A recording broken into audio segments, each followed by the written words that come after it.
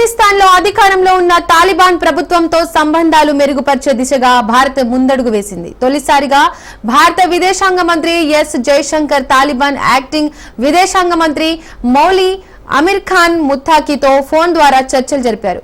ఇది రెండు దేశాల మధ్య డైరెక్ట్ డిప్లొమాటిక్ టచ్ గా భావించబడుతోంది.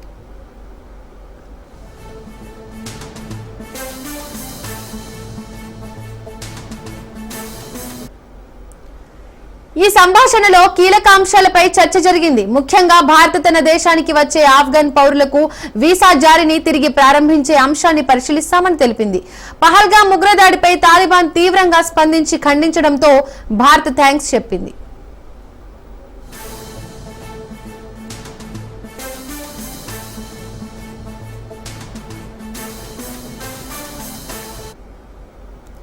భారత్ జైళ్లలో ఉన్న ఆఫ్ఘన్ పౌరుల విడుదల చేయాలని తాలిబాన్ రిక్వెస్ట్ చేసింది. దీనిపై చర్చలు కొనసాగుతున్నాయని తెలుస్తోంది.